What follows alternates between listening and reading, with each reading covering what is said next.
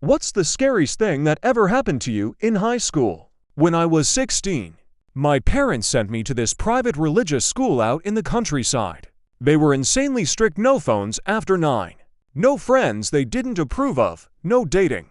They thought the school would straighten me out.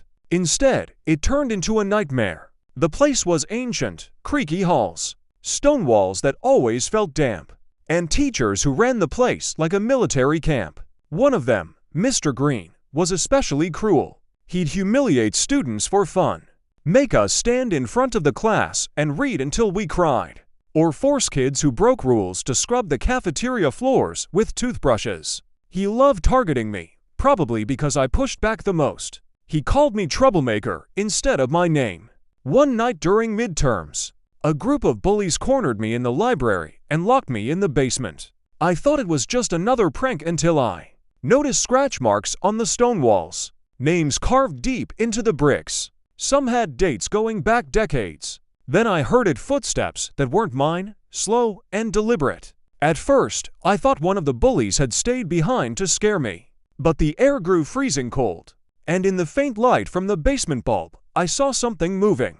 It looked like a shadow, but not attached to anything. It bent unnaturally, stretching across the floor until it almost touched me.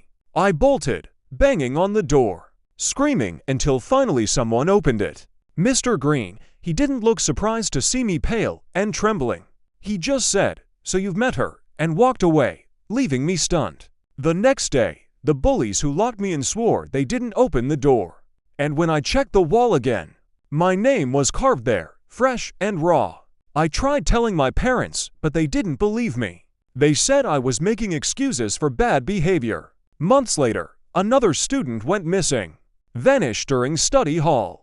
Cops searched the grounds, found nothing. But I knew.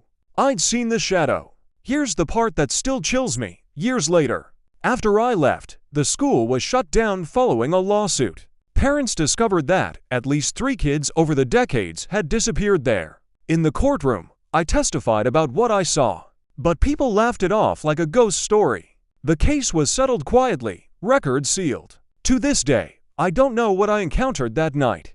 But I'll never forget Mr. Green's face when he saw me in that basement. It wasn't shock. It was recognition. Like he'd been waiting for me to see her too.